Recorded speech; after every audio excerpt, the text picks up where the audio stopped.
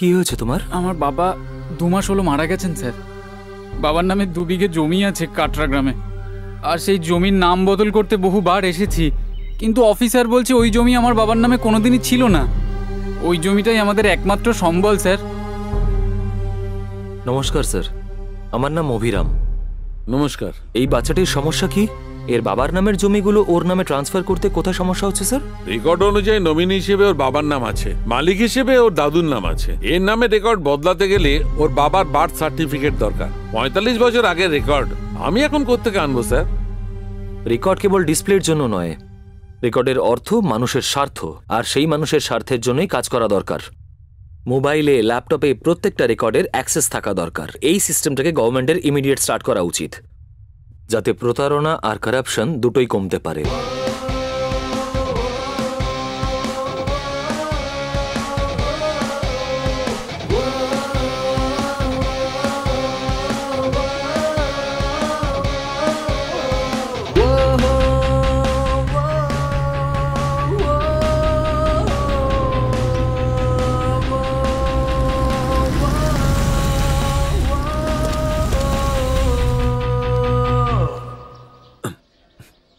কি ব্যাপার, এখানে এত লোকজন কেন? কে জানে এত লোক কেন জড়ো হয়েছে, কিছু একটা হয়েছে বোধহয়।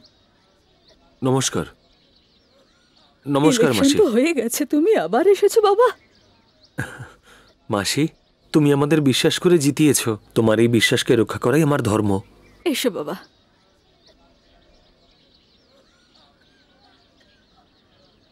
ইলেকশনে জেতার পরে সব নেতারা বিদেশে চলে যায়, কিন্তু নিজের দেশে থেকে সমস্যা সমাধান করা আপনাকে দেখলাম প্রথম। ওসব কথা ছাড়ুন, কি হয়েছে? এখানে এতজন পেশেন্ট দাঁড়িয়ে রয়েছে। Is there any problem? হ্যাঁ, নমস্কার, আমি এই গ্রামের প্রধান স্যার। গত 5 বছর পানীয় জলের জন্য দপ্তরে ঘুরে ঘুরে জুতোর শুক্তলাখ হয়ে গেছে আমার। কতবার আমি অ্যাপ্লিকেশন দিয়েছি, কিন্তু কোনো কাজ হয়নি স্যার। আর তাই 5-6 মাইল দূরের একটা পুকুরের জল খেয়ে এখানকার মানুষ প্রায় অসুস্থ হয়ে পড়ছে। দাদা, এটা সেই পুকুরের জল দাদা।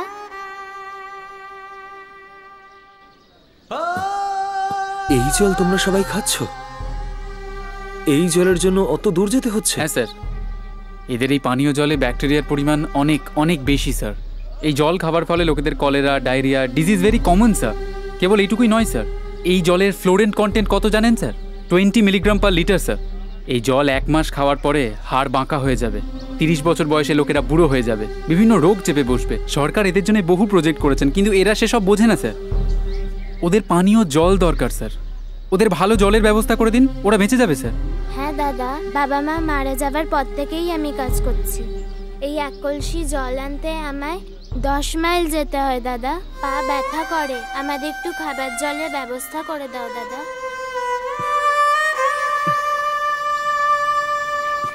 হ্যাঁ রে মা, জলই কেবল দেব না, চোখের জলটাও মুছে দিয়ে যাব।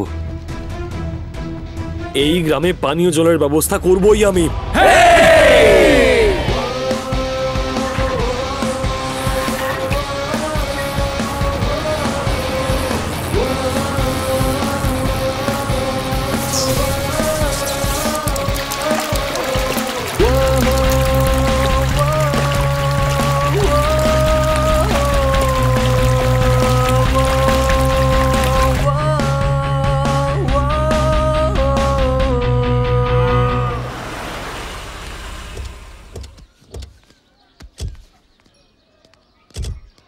প্রাথমিক বিদ্যালয়।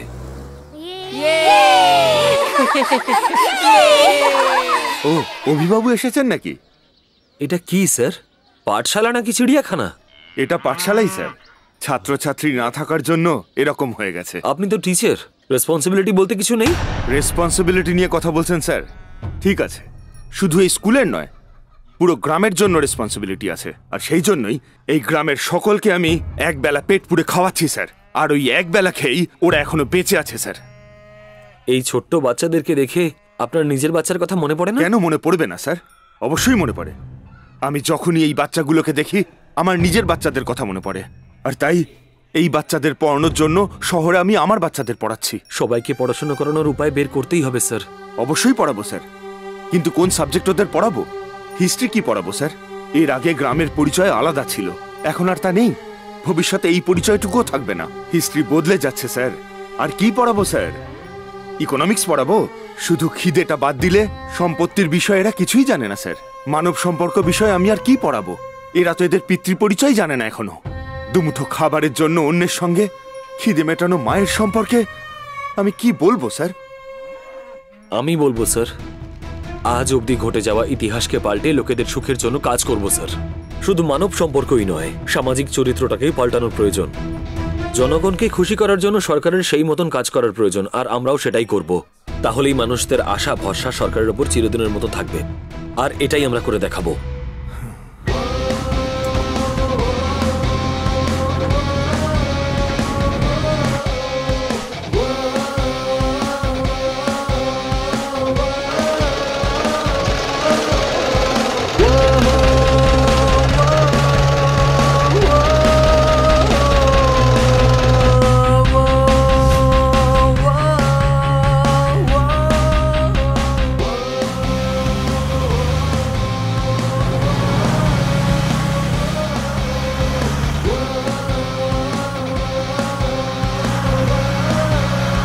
গত ইলেকশনে সূর্যবাবু সাপোর্টে জয়ী হওয়া অভিরাম নিজের লক্ষ্য পূরণের চেষ্টায় আছেন কি? সূর্যবাবুকে পার্টির প্রেসিডেন্ট করতে চাইছেন কি? জনতার দ্বারা নির্বাচিত নেক্সট সিএম কি অভিরাম? আপনারা কি ভাবছেন? আপনাদের মতামত যদি হ্যাঁ হয় তাহলে টাইপ করুন 98765, আর যদি না হয় তাহলে 98674 এ এসএমএস করুন। টাকা দিয়ে ম্যানেজ করেছি। 30 মিনিটের বুলেটিনে শেষের 3 মিনিট কেবল নেগেটিভ আলোচনাই করেছে। তবে বাকি প্রোগ্রাম সবই সত্যি। অভিরামের ইমেজ রোজ রোজ বেড়েই চলেছে। রেগে যাস না ভাগ্নে, একটু চিন্তা কর।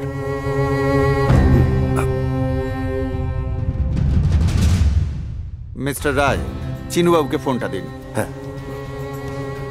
কি সব হচ্ছে স্টেটে?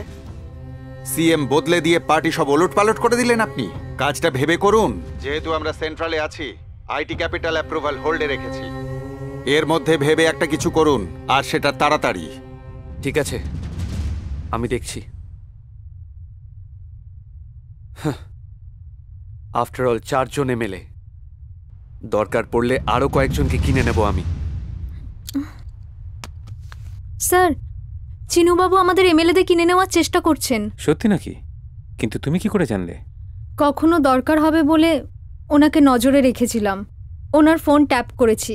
গুড জব, বসো। অভি, বিরোধী দল যদি আমাদের এমএলএদের কিনে নিতে চায়, আমাদের কি করা দরকার? ওদের আগে আমাদের রিয়্যাক্ট করা প্রয়োজন।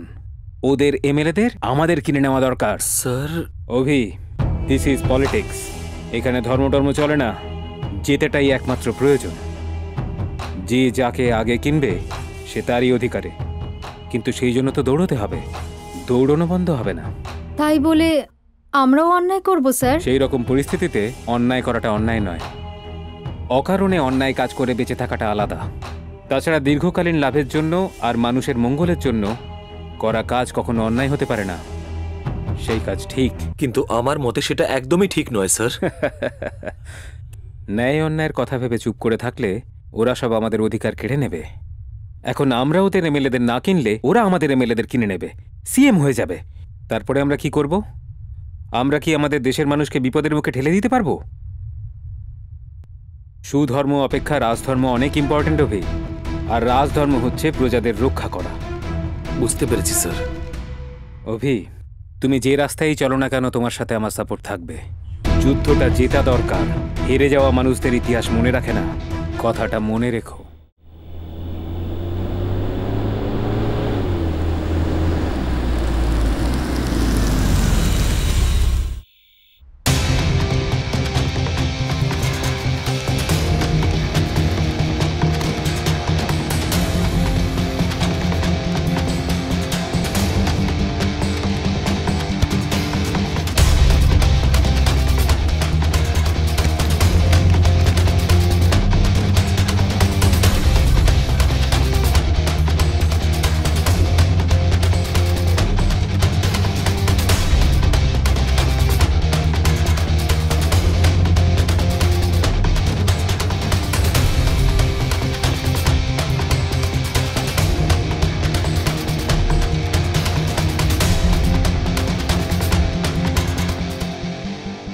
আরে এরা কারা? এমএলএ হয়েও এরা রাতের অন্ধকারে পাল্টি খেয়ে গেল সব। রাতের অন্ধকারে নয় ভাই, দিনের আলোতেও যার হাতে পাওয়া তার কাছেই যাবে। এরা এরকমই। তুমি না বলো চায়ের পাতা না পাল্টালে চায়ের টেস্ট আসে না? ওরা পার্টি বদলালো, ভুল কোথায়? এ কি কথা বলছো ভাই? মামু, কি হলো চিনু? এ কি মামু, আমাদের এমএলএ কে কিনে নিয়ে আমাদেরই টার্গেট করছে ও এসব কথা কিভাবে জানছে মামু? সূর্যবাবু আর ওই ছোকরা মানে রাহু আর কেতু এক হয়েছে। আমাদেরও ততটাই শক্তি নিয়ে স্পিডে অ্যাকশন নেওয়া দরকার। আমরাও মানুষদের সাথে মিশবো, পাওয়ার বাড়াবো। তাহলে কি করব মামু? মানুষের সাথে মেশার বাহানায় হেরে যাওয়া ক্যান্ডিডেটকে সাহস যোগাবো, বাকি এমএলএদের পাশে থাকবো। মানে সাধারণ মানুষের মধ্যে আমি ঘুরবো? সাধারণ মানুষের মধ্যে অনেক শক্তি আছে, ওদেরকে ছোট ভাবিস না। আমার কথা শোন ভাগ্নে। তাহলে সবাইকে ডেকে নাও, সবাই একসঙ্গে যাব।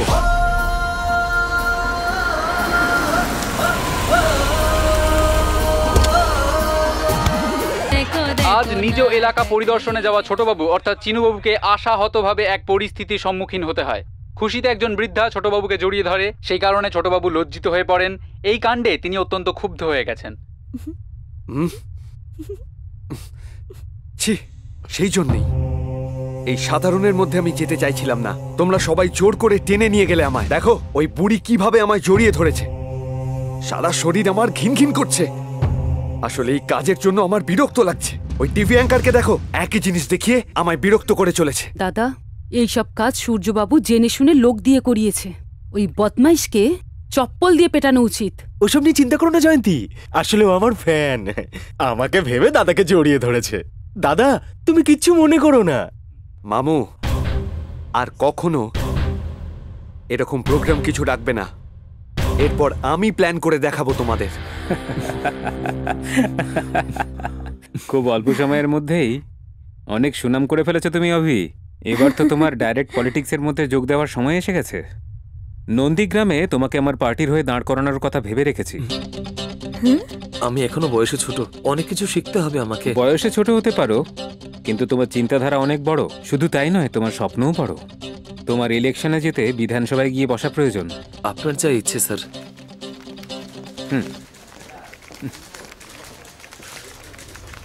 এই রূপালী, এখনো বাড়ি যাওনি? আর একটু কাজ বাকি ম্যাডাম, এটা শেষ করে দিয়ে যাব। কাজ সব সময় থাকবে, লেট হয়ে যাচ্ছে, বাড়ি যাও। চাদুদা, রূপালীকে বাড়িতে ছেড়ে দিও। ঠিক আছে। হ্যালো চিনুবাবু, কি করছেন আপনারা? এইসব দিনকে দিন আমাদের ইমেজ একবারে ড্যামেজ করে চলেছেন। এবারে তো লাকিলি বাই ইলেকশন হতে চলেছে, ঠিক আছে? এই ইলেকশনে আপনার জেতাটা দরকার, তারপরে পাওয়ার আপনার হাতে আসবে। সেটাই প্ল্যান করছি। ব্যাস, আপনার প্ল্যান আমি অনেক দেখেছি। কোনো কাজের কাজ হয় না। আমি একজন অ্যাডভাইসারকে পাঠাচ্ছি, সেই সব কিছু বুঝে নেবে। আজ থেকে ও যেটা বলবে সেটাই করবেন, ব্যাস। ওকে।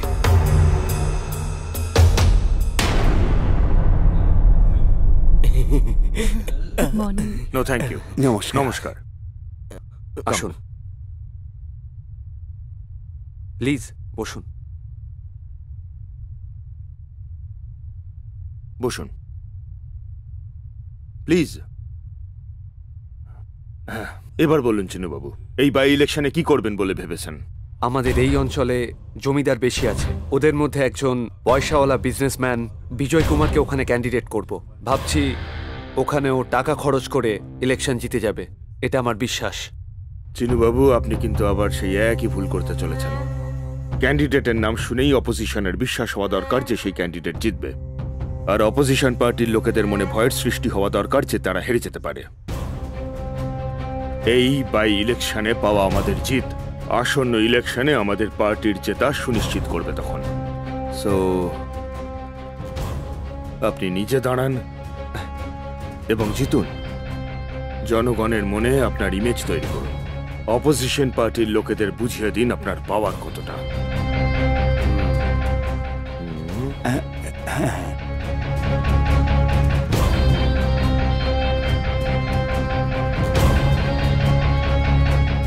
তাহলে নমিনেশন কবে জমা দিচ্ছেন?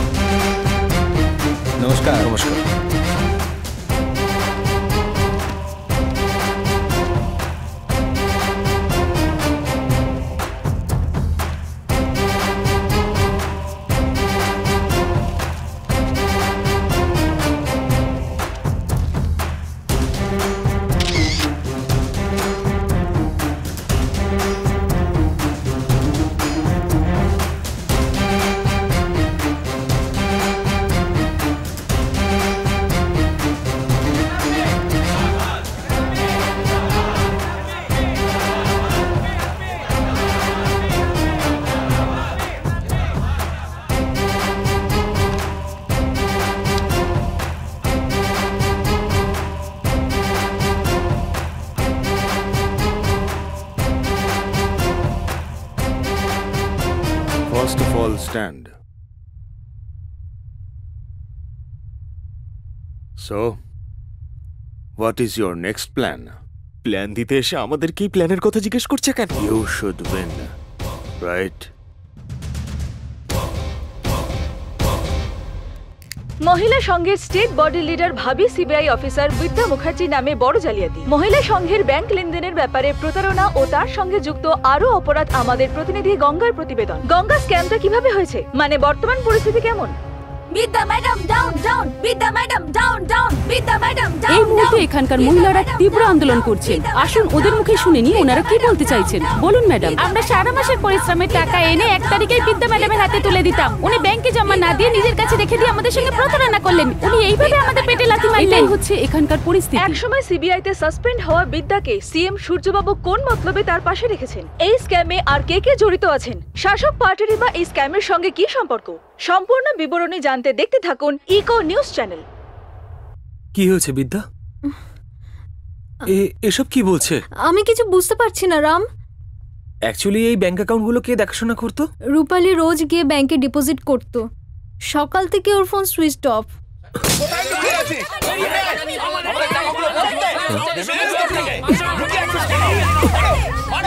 আপনারা সবাই প্লিজ ভেতরে এসো। আমরা চলে এসো। স্যার এই সব কাজে সিএম এর হাত আছে বলে সবাই বলছে, আপনার কি কিছু বলার আছে? আসলে সেসব কিছুই না, এই স্ক্যামের ব্যাপারে তদন্ত চলছে আর 24 ঘন্টার মধ্যে সব খবর সামনে চলে আসবে। প্রমাণ পাওয়া মাত্রই সিএম হলেও অ্যারেস্ট করব আমরা। অপরাধী যেই হোক না কেন আমরা তাকে কখনোই ছাড়বো না।